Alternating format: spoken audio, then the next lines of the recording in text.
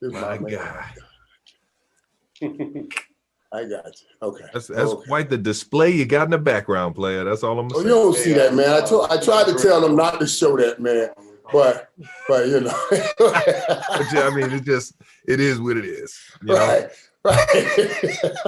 Yeah, because you're gonna do it. Watch. When it's all said and done, and you go get my age, and all you can do is reminisce on history. See, right now you still writing your history. But when all you can do is reminisce, you can't ever do it again. You're gonna put all your shit back there. All your shit back there. Oh yeah. Hopefully I got as much as what's on display right now. Golly. That's all good. That's good stuff. You just fired me up, man. You just fired me up, man. God, it's been good. That is good.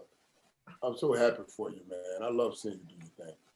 My God, I appreciate you. How's your son doing? He's doing well. Yeah, he's home now. You know, he's home on a break. He has one more year. Man. We always talk about you too, man. My God, man. You know, it's so funny, man, because I don't know it, Travis, but just seeing, you know, the way he acted towards you. I remember when I was coming up, I used to get people used to say, man, can you talk to my kid? I was like, talk to your own kid. Why you want me to talk to? But then when I got a kid, Joker wouldn't listen to the word I say. He'll listen to anything Larry Fitzgerald or anybody says to him. It all makes sense to you now. Right. And I said, that's how God is showing me what it was that I didn't get when I was playing. You know what I mean? There you go. I had a teammate, Matty Moore, come up to me, QB Matt Moore, and he was saying his son's a big fan. He got the 8-7 jersey and all that, and he's a little one, and he was trying to get him to brush his teeth before he went to sleep. He was playing video games or something like that. Like, hey, man, come on, you got to go. And then his mom came in, pointed at a poster on the wall of me smiling, said, you think Travis doesn't brush his teeth? Right. You don't think it? Look at those teeth. I just started. He said his son threw the controller down, got up all pissed. Like, man, all right. That's exactly what I'm talking about. It's amazing, man. It is amazing. But I said, I get it now. I get it. I'm gonna start sending them pictures of taking the trash out, doing everything. Like, this is what a champion do, baby. This is what a champ do. That's the influence you have on people, man. That's amazing, man. It's amazing. Cool, and it's good now. We get to socialize more through social media that you get to know it. You know what I mean? You get to know it. People get to talk about that now. We didn't do much of that growing up. So it's just a beautiful thing. It really is. You're the man. That's the influence you had on me, big guy. Even saying that means a great deal, man. That really seriously. does. That means seriously. Looking up to you and all the movies and stuff. Oh man, let alone what you did on the field, man. That means all right, guys. We're ready to get started here. All right, man. Hey, everybody. Thank you for joining us for today's Super Bowl 55 media availability with Kansas City Chiefs tight end Travis Kelce. Travis, you ready to get started? I'm ready to get rolling, man. All right. We're going to go first to Michael Irvin. Go ahead, Michael. Oh, Travis, how you doing, buddy? Travis, I'm gonna jump right into this. I know, hey, you have one Super Bowl. Your brother Jason, he has one Super Bowl.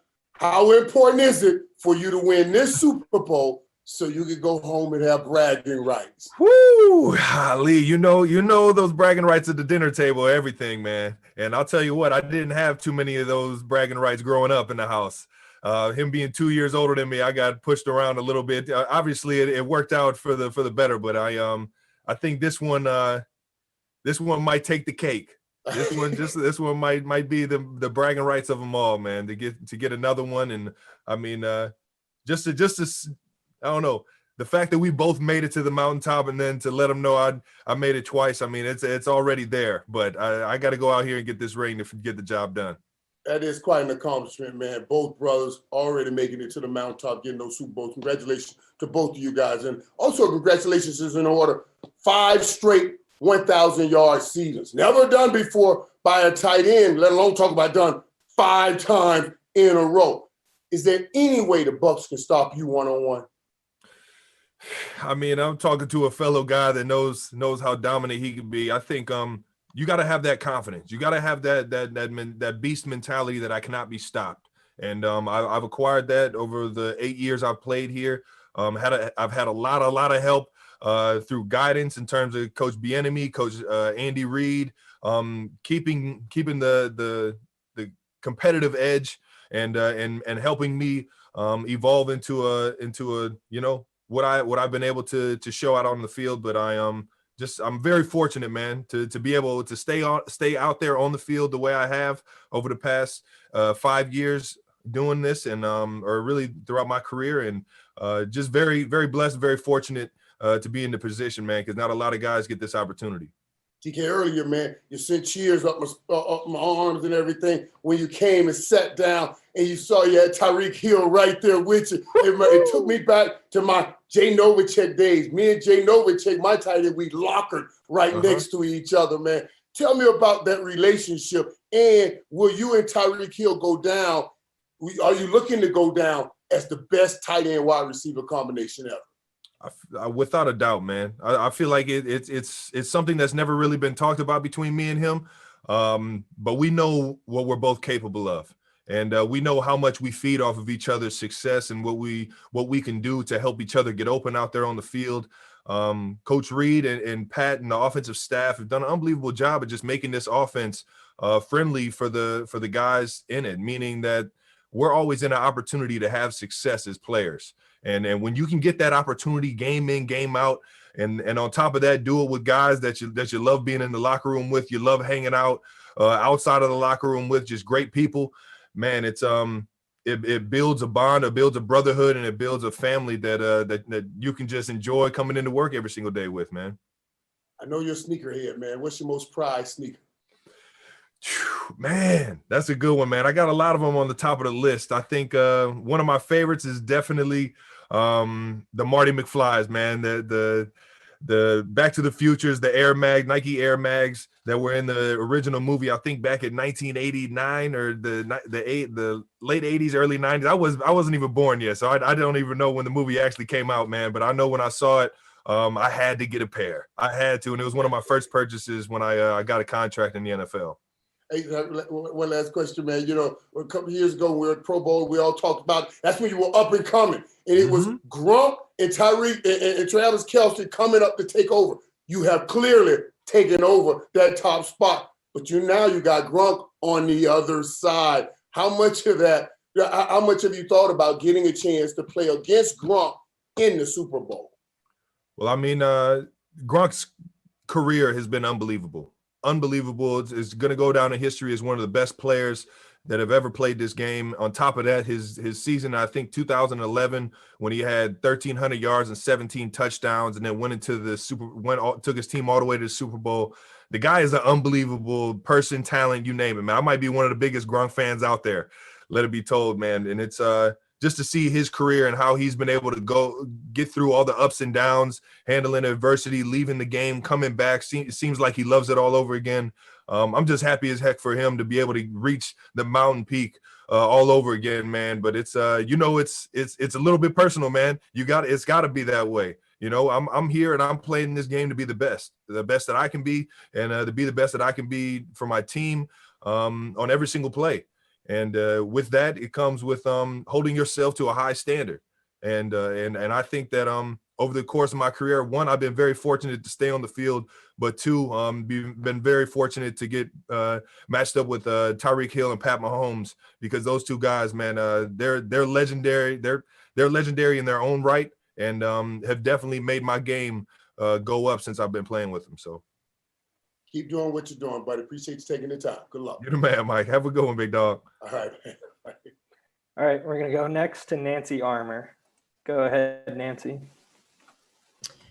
Hey, Travis, you said after the AFC title game that the Chiefs have had an impact on your life on and off the field. Can you describe a little bit more what you meant by that? And, you know, how do you compare yourself now to, say, you know, the kid you were when you came into the league? I feel like growing up, it's you have this understanding of what the NFL is and what it means to be a player in the NFL. And I feel like I really didn't have the love for the game as much as I do now when I first got here. And to see, heck, we were talking to Michael Irvin. I think seeing how he played the game, the energy he brought, that's infectious, that's contagious. And throughout what he has done outside of football, you could see that's just how he lived life. And And I think that this team specifically has given me energy, has given me understanding of how to attack adversity. I think you can take a lot from football and relate it to life. When things aren't going your way, how do you get through that? You take it step by step with the people around you that you know have your best intentions. And I truly believe that we got great people in this locker room. And if you surround yourself with great people, you can achieve greatness. And man, I'll tell you what, I love coming into work every single day with the guys in this building. Going to practice today, we were fired up and running around, turning the heat up in the indoor just so that we can get ready if it's a warm night down there in Tampa. Knowing that it's freezing outside here in KC, it's just whatever we have to do to achieve the goal, we're willing to do it together. And I think that's something that everybody can take into reality. All right, we're going to go next to Therese Paler. Go ahead, Therese. Hey, Kelce, how you doing, man? Living the dream, brother. That's all right. Hey, listen, I was talking to Gronk earlier today, and they said that you guys are basically, there's mutual respect there between you two, man. Oh yeah. I'm just curious. Everyone's gonna try to frame this as a, obviously Mahomes and Brady game, but it's also a you and Gronk game because you guys are probably two of the best tight ends of this generation. A, is there like an acknowledgement that you guys might be in a little bit of rarefied air? And B, what do you appreciate about, which I don't expect you to answer the first one, but the second one, what do you appreciate the most about Gronk's game, man? Comparing yourself to him. Well, I've been a Gronk fan before I even got in the league, and I know we're about the same age, but he got in the league 2 years before me, and when I moved to tight end, he was the staple. He was up and coming, had made his mark in the NFL as a young player, and his dominance fueled me to be able to have that much impact in a football game. And with that being said, over the course of his career, obviously he's had one of the best careers you've ever seen in the tight end room, and a few of those seasons were the best seasons we've ever seen. And on top of that, he was going to Super Bowl after Super Bowl, playing in 20+ weeks, year in, year out. And to see what he's been able to go through throughout his career, the ups and downs, battling injury, battling, whether or not he wanted to play anymore, and then coming back and seeing him flying around, having fun. You see him in all the interviews smiling like he enjoys it again. And it's I'm just happy for him and what he's been able to do. And obviously everywhere he goes, he wins. So that mentality, who he is as a person, he's a winner. And so I've taken a lot from just Gronk and seeing his story go on. And on top of that, as a player, I mean, I've taken just so much in terms of, not all of us are blessed with his size and his speed and, who he is, his energy that he brings, but you can take bits and pieces out of the game. I was talking to him last year before the Super Bowl and mentioned how he has tempo in his routes. It's not always just full speed, blazing speed. He has tempo in his routes, which creates confusion and deception to defenders. And because of how big he is, all he needs is a certain amount of separation for him to be able to go up and get his big paws on the ball. So it's just seeing where I can take bits and pieces from his game and translate it into having success in my game. I've been doing that for years, man.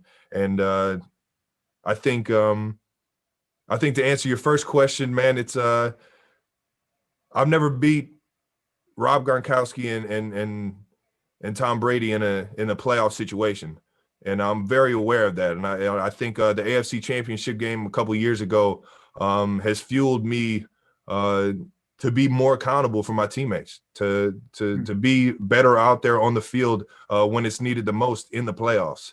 And with that being said, I feel like this game is another opportunity for me to get a tally on the board in the W column and trying to get a win in this so-called quote unquote rivalry that the media likes to make it.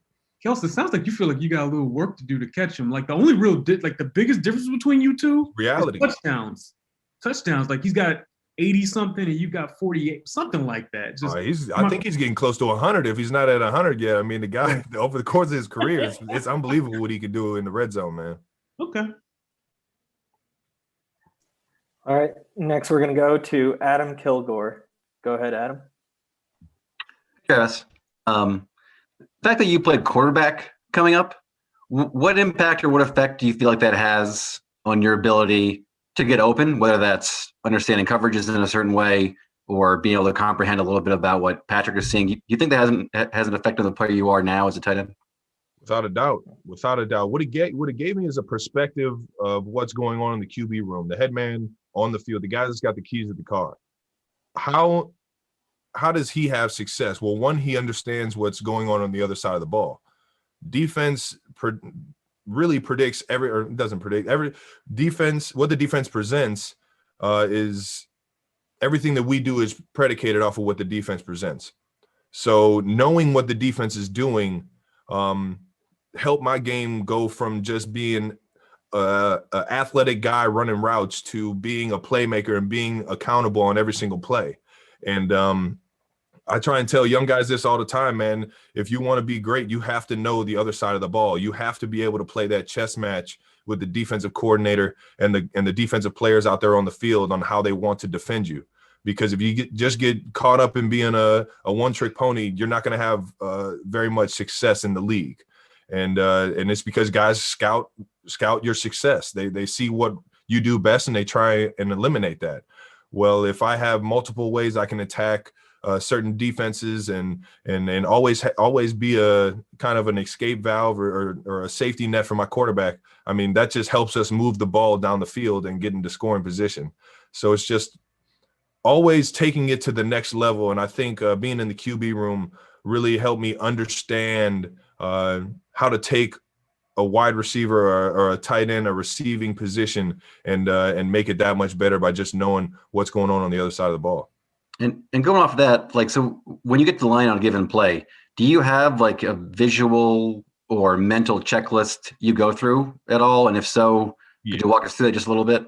Just routine. Peek at the safeties, see what the safeties are doing. Once I see what the safeties are doing, I'm talking about this is through a passing route or if we're throwing the ball, see what the safeties are doing from there. Look at the leverages of the linebackers, the D line, and making an assumption off of that. But you have to be able to understand through a countless amount of film review and countless amount of reps on the field how to feel coverage. Because they're going to try and trick you and sometimes show a different coverage pre-snap, but all the film and everything, once they start moving, you'll be able to relate it to what you watched in the past or what you ran in the past in practice and make the best decision from there. But just always building instincts. You have to have those instincts and you have to be able to use them precisely and quickly to be on time, especially against a front seven like the Bucks. All right, and next we're going to go to Eric Lunston. Go ahead, Eric.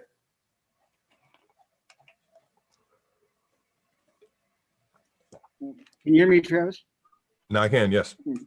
Everybody on the team seems to universally like Mahomes, but everybody may have a different reason. What specifically is it that makes you like him? He's just a good guy, man. He's just a good guy, great intentions. He works his tail off. You can see he's accountable through his hard work. And that's just on the football field, man. Off the field, I don't know if they make a better human, man. You talk about somebody that wants to be in the community, make things better for everybody, make things easier on those that have had it harder in life. And then on top of that, just the ultimate family man. And he makes everybody in the room feel like they're a part of the family, a part of the brotherhood. And it's just it's fun playing with him, man. When you got a leader like that, man, it makes everything easier and everything contagious, man. You just want to, bottle it up and go out there and play for him. All right, next we're going to go to Joey Redmond. Go ahead, Joey. Hey, what's up, Travis? Thank you, bud. All right. Just after the last AFC Championship game, you did your best Beastie Boys impression, which I know we all really appreciated. And then after the AFC Championship game this year, I don't know if you caught, but they were playing that song in the stadium after you guys won, seemingly in honor of you. Is there a victory song, perhaps, that you've maybe considered at the end of Sunday, if you were to grab the microphone again and give us another good musical impression? Listen, man, I don't know. Honestly, it was all instincts when I first did the Fight for Your Right to Party on the stage. when I was trying to take Nance's mic away, but I think it was something that Kansas City is very familiar with. A lot of people don't know this, but if you're in Arrowhead after a touchdown, we play that song. And then that's what got the crowd fired up when I started to say the chant. And I'm not sure if it would ever be anything else other than that if I were to, get on the mic and start singing something. All right, next we're going to go to Steve Walls. Go ahead, Steve. Hey, what's up, Trav? Steve. Hey, I was just on Patrick's Zoom a bit ago, and he was asked about what his spirit animal would be. And he said that he would be a wolf, being able to run around with his wolf pack. And he was also asked what he thought your spirit animal would be, and he said that you would be a giraffe. What do you think about that, man? And what would your spirit animal be? I don't even know. What is, man, a giraffe? That's what he said. Come on, Pat. He just threw me. What he did was he threw me to the wolves, man. Golly. Man, I couldn't even tell you, man. So you're saying what would my spirit animal be? Yes. Man, I grew up a Heights Tiger, man. I grew up playing the eye of the tiger in every single sports moment in my life. So I feel like I've always had the eye of the tiger, man. Cool, thanks. All right, next we're going to go to. You're not going to ask me what I think Pat's animal is? I won't even chime in on that. All right, next up, we're going to go to Alvin Whitney. Go ahead, Alvin. Hey, Trav, thanks a lot, man. Appreciate it. Of course. It's tough to win one Super Bowl. Talk about the feeling of being able to win back to back. Oh, man. Just trying to build up the honestly, I don't know what it's going to feel like if I get that opportunity. And I don't want to think about what it would feel like, before it happens, because if it doesn't happen, man, it's going to be one of those most sickening things that I've ever gone through, man. To make it to the big show, I've been watching nothing but NFL films, recaps of previous Super Bowls and the stories that happened throughout those years and for both of the teams. And they were just kind of on replay yesterday, just going one after another. And to see the guys that didn't make it, didn't find a way to win. I hope that I never have that feeling ever, come to life. It's just we put so much effort and so much thought and so much, dream and vision and everything goes into this week, last week, the 2 weeks going into the Super Bowl, that if it doesn't pan out for us, man, I don't even want to think about what that feeling would feel like. So I'm just going to go ahead and go out there and every single day just put in the work, enjoy the process with my brothers, and hope that we go out there and we put on a show and drag ourselves across the finish line, man. And finally, can you take me through the Kelce game day experience? You look like you have a great time out there from beginning to end, pre-game all the way through. Take me through your approach during the game. It just looks like a whole lot of fun you're having. Bring the energy, man. That's it right there. Bring the energy, bring the fire. Know that it's going to be a 4-quarter game. So all the highs and lows that happen in the first, second quarter, you can't let them affect you, knowing that there's a lot of ball left to be played. And just try and be there for my teammates. Anything that the coaches need me to do, or the players on this team need me to do, I'm willing to do it, especially on game day. There's nothing, I don't care if it's triple coverage and I got a guy hunting me down from the opposite side. Throw the ball up, man. If I can make the catch before he can get to me, let's do it. I'm putting my body out on the line because this is it right here. This is what we worked our entire season for. This is what we worked our entire lives for, is to get one of these. And hopefully we'll go out and get another one, man. And finally, your connection to the community. You do some great things, man, with the kids and the love and the passion. That's the last one I have. Your love for the community. I love them, man. I love this. The kingdom, the Chiefs kingdom has been nothing but amazing since I've been here. The past 8 years, when I first got here, we were coming off a 2-14 season, and you could feel the energy and the momentum switch into this city absolutely going crazy over their Chiefs fans all over again, man. And all the support that they show me on the field throughout the week, all the support really that they've shown me since I've been here in Kansas City has been second to none, man. And all I want to do is be able to give that to this community. And no other way that I know how, or no better way than how I know I can relate to kids, because I was a kid that looked up to, NFL athletes, professional athletes, and was influenced a lot by them. So I know how I look to a kid in terms of, trying to do the right things and being there for them. And I think a lot of the kids in this community understand that, and they understand, doing the right things is the right way to be. All right, next we're going to go to Jenna Lane. Go ahead, Jenna. Hey, Travis, since you were here last year, obviously it's got to be quite the different experience, with COVID-19 and everything. How much are guys missing out on by not being able to kind of be down here and experience what Super Bowl week is like? Honestly, I think it's mostly just the hype of it being the biggest sporting event in the world, man. The biggest stage that athletics provides for people is the Super Bowl, man. There's no bigger stage. Everybody in the world's going to be watching, and everybody in the world's going to be watching every single move. I'm talking about from what color Gatorade we got to how long the national anthem is going to be. They're watching every single tick of the show, and I think being here in Kansas City kind of makes it more of a regular week. It doesn't put that much hype on the game.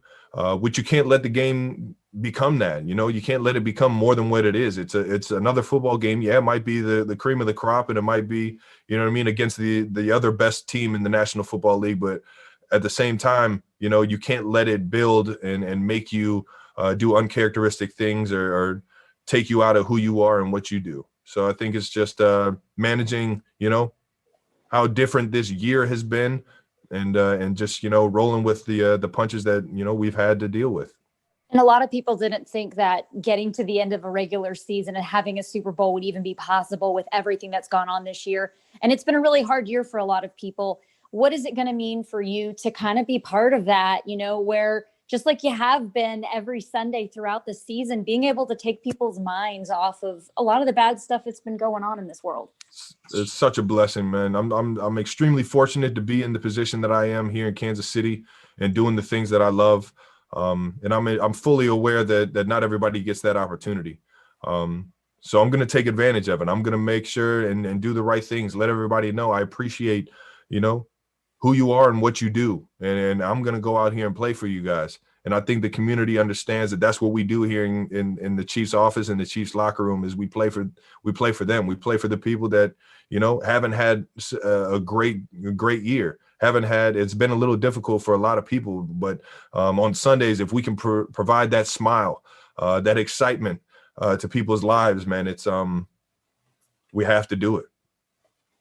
All right, next we're going to go to Seren Petro. Go ahead, Seren.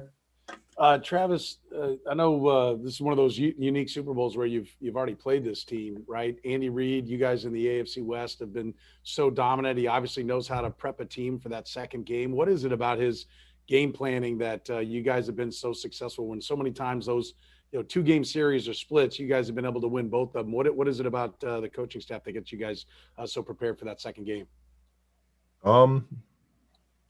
Just how great they are in terms of offensive and defensive minds. I think that one of the best things that Coach Reid has done throughout his entire career is no matter who he has on his team, he finds a way to put them in a successful position, which means for the teams that he does play twice, he makes sure that they get specific looks that mirror up to what we've run in the past.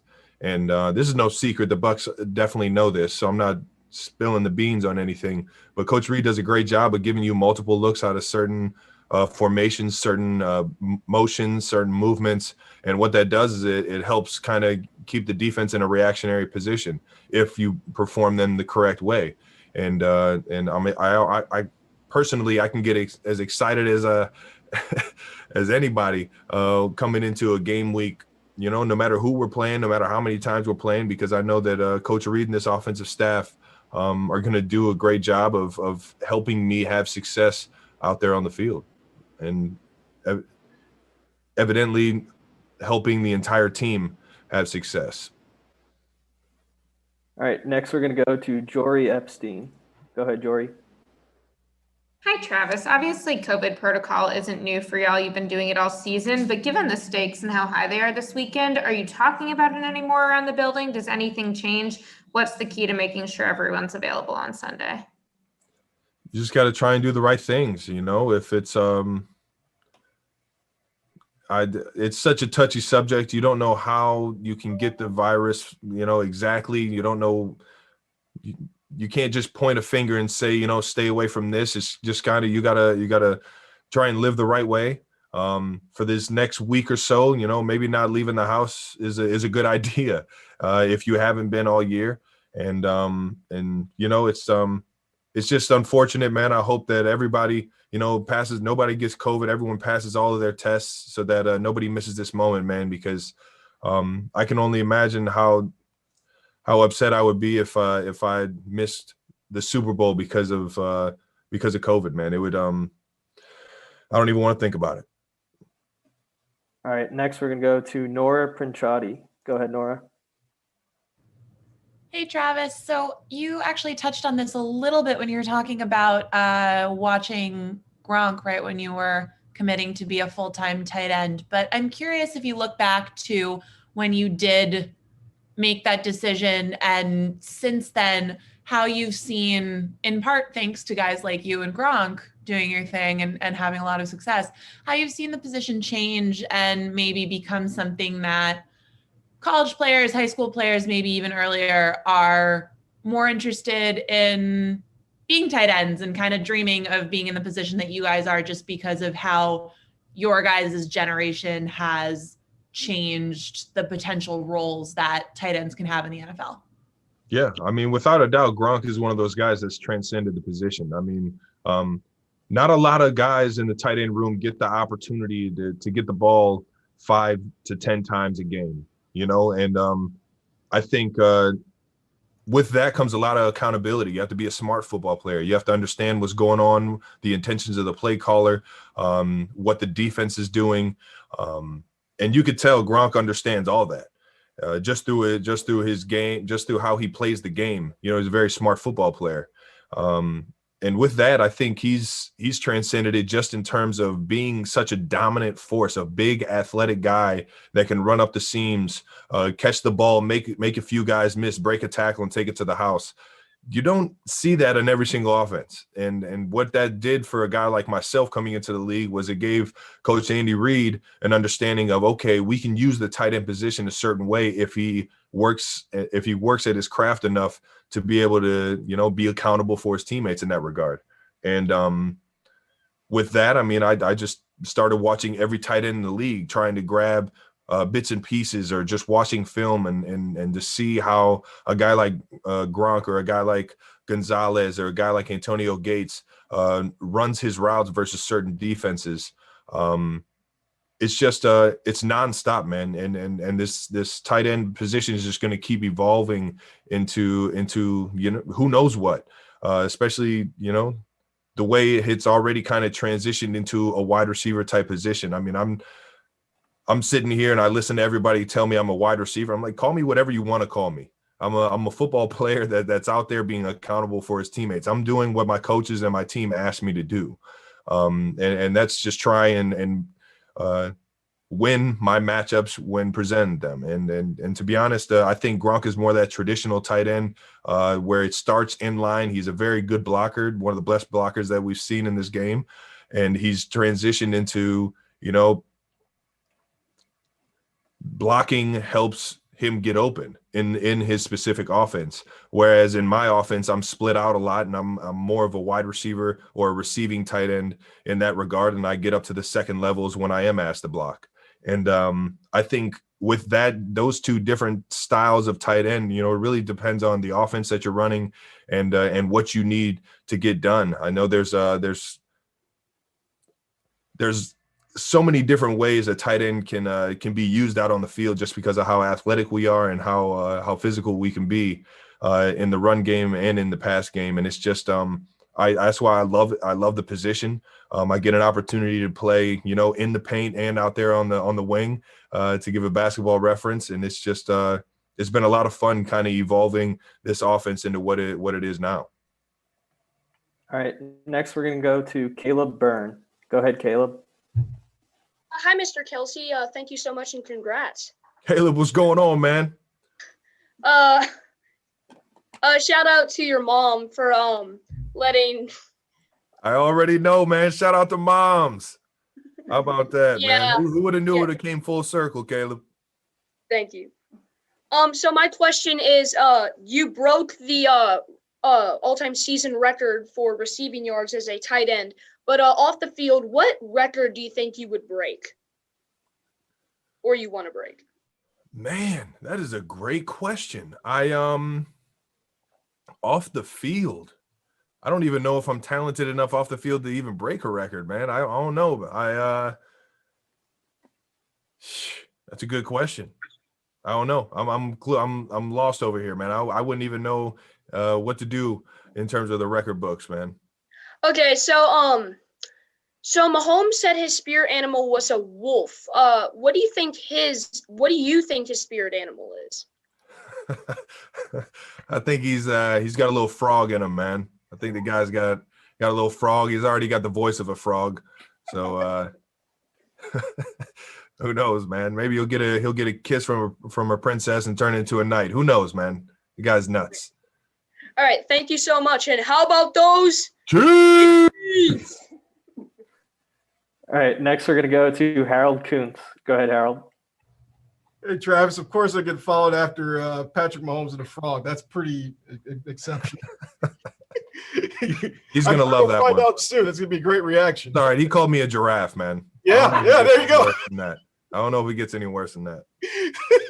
Well, why don't you like giraffes? I mean, I just got to know up there. I mean, what is a giraffe good for other than eating trees? I don't know what does he do? He just he runs away from danger. I guess they do got a nice, head whip as a weapon. I got to do my research on giraffes now, so I don't sound silly. Kind of think of it as a negative, man. Oh man. Okay. All right. I'll get to my football question. Speaking of the frog, Patrick Mahomes, he's always talked about how you guys kind of are so good at finding spaces when, as a receiver and tight end that you are. Just talk to your ability of how you've been over the course of the years, been able to just find those spaces to get open. And I know that's how football kind of works, especially the system you guys have, but just how you just been able to evolve over time to just be able to just find those spots when the defense and read the defense so well. Just a lot of work together, man. And it's not just in the building in the off season, finding a way to get out on the field and just go to work, feeling the voids and the defenses, going up to him, hearing everything that he says. I mean, I try, and if he's talking to a wide receiver about a certain route, I'm trying to listen into that. I'm trying to hear what he has to say, just so I can always be on his time, in his head, and doing the things that he wants me to do out there on the field. And I've been very fortunate that we've been able to connect on a lot of different plays. Even when the play breaks down, still kind of being on the same page. And I do believe that I can be even better for him in those positions in the future, man. And it's just a nonstop learning cycle of trying to, just make plays with him, but also, be accountable for him when the play does break down.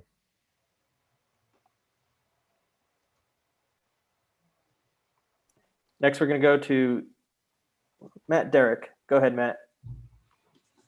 Hey, Travis, in regards to Eric Bieniemy, it's often said that teams take on the identity of their coaches. What identity do you think that this offense picks up from Eric Bieniemy? I feel like there's a few sayings out there that Coach Bieniemy says that probably wouldn't be preferred to say on air, but I think just the mentality of never giving up, the mentality of handling adversity the right way and being accountable for the guy next to you. I that what Coach Bieniemy has done throughout my career here is challenge the egos of the guys in the building. Just because you're in the NFL and just because we're in the playoffs doesn't mean you made it. There's something that has to be done, and we have to keep that sense of urgency of being aware and being alert. And he's always made it more than just football. He's made it so that everybody really, it has to mean something to you in this building, or it's just not going to work. And through his leadership, through who he is as a coach, we've had a lot of success with him and how he's helped build a culture of just being accountable for the guy next to you. And I personally, I think it's something that's overlooked. I know that we're accountable on every single play. He brings up countless amount of situations in football, and there's nothing more important than situational football in the playoffs and winning those certain situations. I'm talking 3rd and short, 4th and goal, 2 minutes before half, end of half. There's a lot of stuff that goes into being a complete football team, and I think Coach Bieniemy has been the staple behind just everybody being accountable and understanding what we have to do in those situations. And we've had a lot of success. We've won a Super Bowl because of it. And all these teams that keep passing up on them are really losing out on an unbelievable coach, an unbelievable man, and somebody that's going to change the culture of their team. And I'll just, kind of reap the benefit of him staying here and keep trying to win Super Bowls with him, man. All right, next we're going to go to Sam Mellinger. Go ahead, Sam. Hey, Travis. I had a football question for you, but first I just wanted to ask you, there was a report just a few minutes ago that Demarcus Robinson and Kilgore are on the COVID list. I'm just wondering if you did you know about that? Do you have a reaction to that? I hope that one, it wasn't a positive test for either one of them. And I hope that it's, they stay COVID free. They go through the protocol. I kind of mentioned it before, man. I can only imagine. I don't even want to imagine what it would be to have to miss the Super Bowl because of COVID. And, hopefully our guys, my brothers can get back into the locker room and on the field and get out there, because it wouldn't feel right going into a Super Bowl without those guys. Okay, cool. And then the football thing I wanted to ask you about, a couple answers ago, you were talking about yourself as a blocker. That's often brought up, right, when people compare you with whether it's Gronk or George Kittle. I don't know if you pay enough attention to say this one way or the other, but do you feel like you're undervalued as a blocker? And I'm wondering if you could just describe your evolution in that part of your game. I feel like every single year I've taken my blocking, really my game in general, to another level. I've been trying to, understand how we want to attack a defense. I really don't get into the, I should be number one tight end in the on everybody's list. Like it is what it is. I mean, if you watch George Kittle play, if you watch Rob Gronkowski play, you're going to enjoy watching them play. They might be your favorite. I understand that. I'm a fan of the game myself and a fan of the position, and I enjoy watching both of them as well. So I get it. And on top of that, people saying that I can't block, I just, I must have given them something to say. They're not just saying it out the blue. And what that's done is it's motivated me to be more accountable for my teammates, try and be better in that regard in terms of blocking, whether it's inline blocking a big guy or trying to get to the second level and just showing effort that I want to be there for my guys. I've taken a lot of pride in that. Yeah. Thanks, Travis. All right, next we're going to go to Carmen Vitale. Go ahead, Carmen. Hi, Travis. Carmen Vitale from Bucks.com. Hello. Apologies if you've heard this already, but Coach Bowles, we talked to him a little bit earlier today, and he went so far as to saying what a smart player you are, and that he kind of marvels at watching you play and all this time in the league. You're one of the best. So we've heard our guys talk so much about the matchup issues you create. What do you see when you look at this Bucks defense, and what do you kind of try to prepare for when you look at these guys? Well, first of all, I just want to say I got a lot of respect for Coach Bowles and what he's done throughout his career and who he is. I mean, that's high praise coming from a guy that I have an extreme amount of respect for. And it's just I've been very fortunate to be in this situation and have the players around me to have the success that I've had. But your second question, I'm sorry, can you repeat it one time? Yeah, I just want to know what you see when you kind of prepare for a Bulls defense. Obviously, these defenses thrive on confusion and the matchup issues that you create for them. But what do you see when you look at them? Like you said, he does a very good job of kind of mixing up the play calls, and with that, you have to be ready for everything on every single snap. And credit to their players. Also to be able to take in, absorb everything that Coach Bowles is doing and what he's doing with the defense, being able to understand the intentions of the play caller, and then on top of that, being able to play free, because those guys aren't thinking about much. They are flying around and getting to the football. And I mean, their front seven gets praised about, but I do have a lot of respect for the secondary and how they play, how physical they are in terms of at the line of scrimmage within 5 yards. They do an unbelievable job of messing with guys' routes. And that's going to be one of the keys in the game, is trying to get off of press coverage, trying to get off of the line of scrimmage so that we can stay on time, so that Pat doesn't have to feel the pressure of the front seven that is second to none in the National Football League. Appreciate it, Travis. Thanks. All right, we're going to go next to Jason Alex Fleming. Go ahead, Jason. How you doing, Mr. Kelce? Enjoying the day, man. Enjoying the day. Right on. I got one good question and one that's probably going to irk you a little bit. Talk to me about Eric Bieniemy and how he's made you a better player, and his offensive system and scheme as an offensive coordinator. And I want to remind you about what happened last week with a Mr. Wheeler up in Seattle. And I want to get your personal thoughts on how you felt he affected the Shield.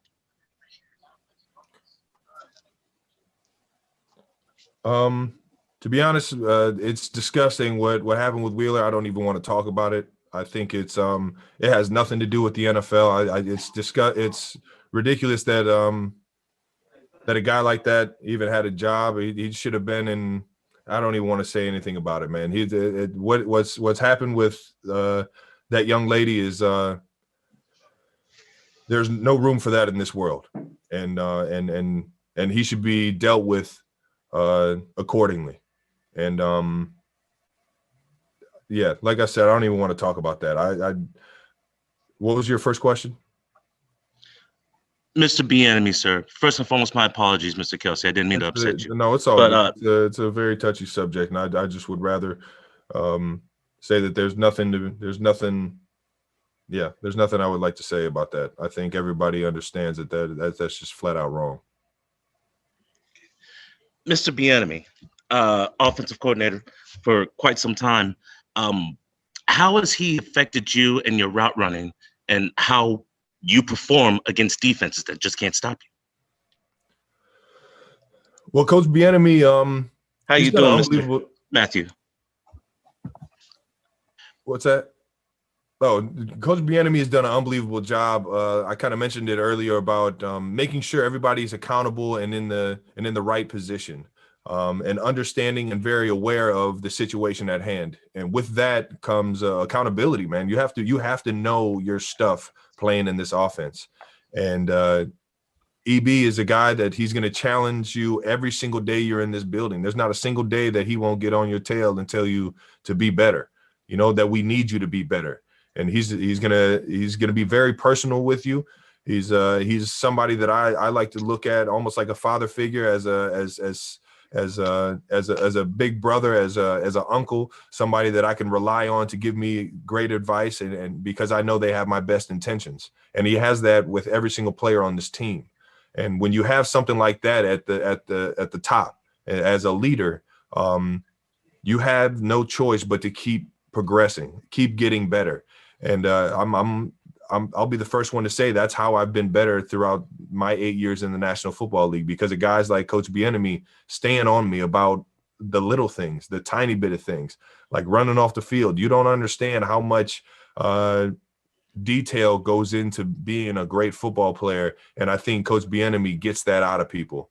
And you can see in all the running backs that have played for him say the same thing. And he demands greatness out of every single player that plays for him. And whether or not they have, Hall of Fame potential, or whether or not they're a guy trying to make the team that year, I think he gets the greatest out of the guys that he coaches, and that's very rare. All right, guys, we have time for one more. We're going to go to Krista Patrick to close it out. Go ahead, Krista. Hey, thank you very much for your time, Travis, and thank you so much for choosing me with my hand raising up. I appreciate that as well. You've been very passionate today on speaking on this back-to-back run of Super Bowls. Earlier, I was listening to Gronk this morning. I'm so bummed I didn't ask him what his spirit animal was, but he had high praises for your game and how it's evolved every single year. You're obviously setting records every single season, heading into the playoffs. Your teammates put that captain's patch on you, and you have a gold patch at that. I just have two quick questions. One, do you feel any extra responsibility? You've talked about all the details and every single play trying to be perfect, as Bieniemy preaches as well.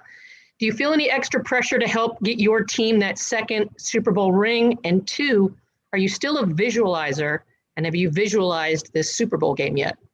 Without a doubt. I'm nonstop visualizing, trying to be accountable out on the football field, whether that's, making the most unbelievable play that you've ever seen on the football field, to just, making my block so that I can spring a guy for a touchdown.